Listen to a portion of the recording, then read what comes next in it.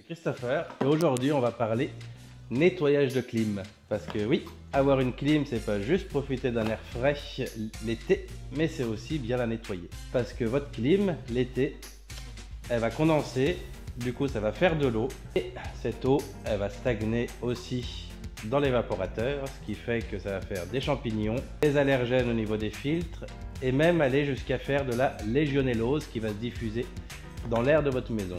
Alors vu qu'on veut pas ça, eh ben, je vais vous présenter un produit Erecom qui va permettre d'entretenir l'unité intérieure et l'unité extérieure de votre clim. Et avant toute chose, tout ce que je vous présente ici, eh ben, je mets toujours les liens dans la description. Vous pouvez commander sur Amazon, trouver encore plus de descriptions du produit directement dessus. Et surtout, n'hésitez pas à liker et à vous abonner pour encore plus de tests. Alors, on va passer au déballage.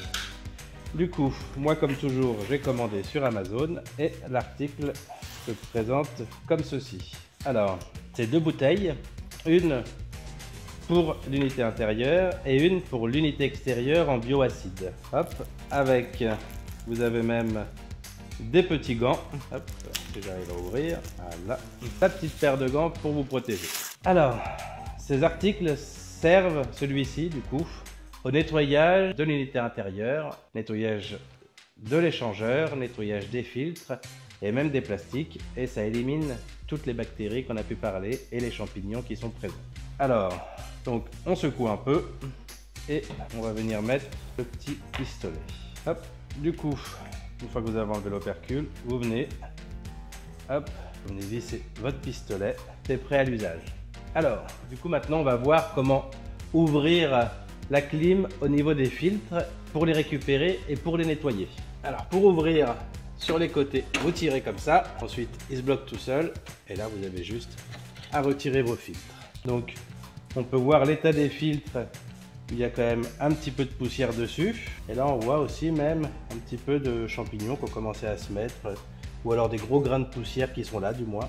Et c'est pour ça que c'est très important, surtout l'été avec la clim et du coup la condensation qui se fait, de nettoyer vos filtres à peu près tous les 4 semaines.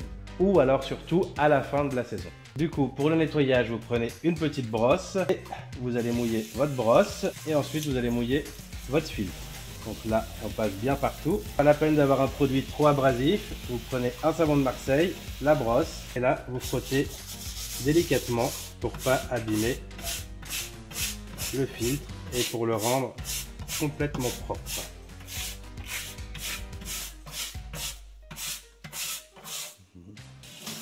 Alors là du coup on rince et on peut remarquer quand même que la couleur du filtre a bien changé comparé à ce que c'était avant. On est passé du gris au blanc, c'est redevenu tout blanc.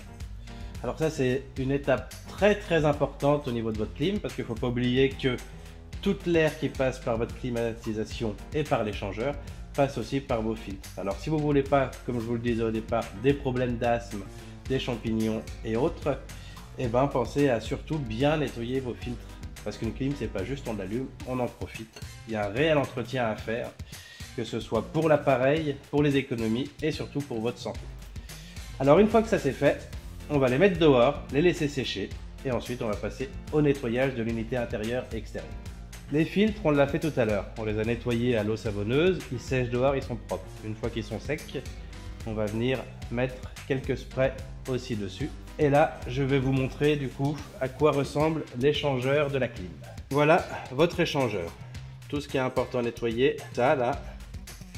Alors ici, c'est par là que va passer l'air au niveau de vos filtres.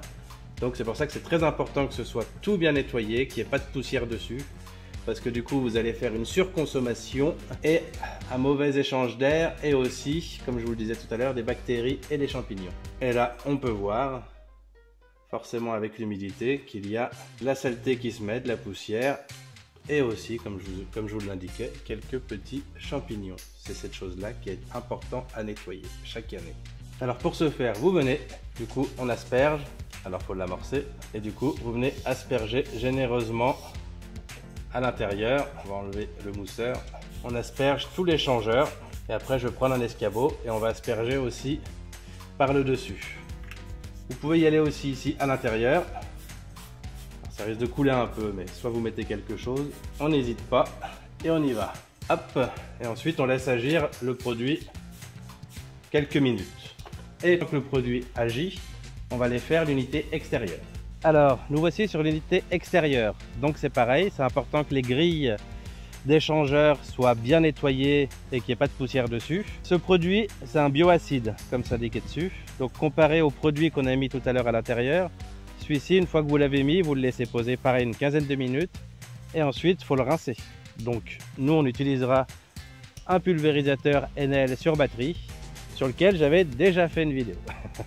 Alors vous venez, même principe, et là vous venez projeter à l'intérieur un peu partout, donc même au niveau de la ventilation, hein, il n'y a rien de mal. Et là on n'hésite pas, on en met, on nettoie tout l'échangeur, hop, par derrière aussi, là ici sur le côté, donc on peut voir quand même qu'il est bien entretenu, il n'y avait pas de poussière dessus, mais toutes les petites impuretés. Et ensuite on laisse agir, on viendra rincer dans 15 minutes.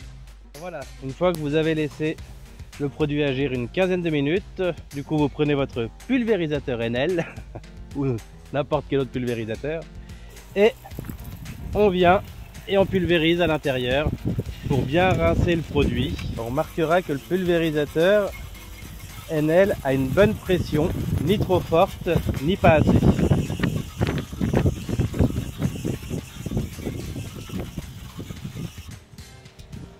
Petite info supplémentaire, le produit que vous mettez à l'intérieur de votre clim va dégager un parfum très agréable dans votre maison.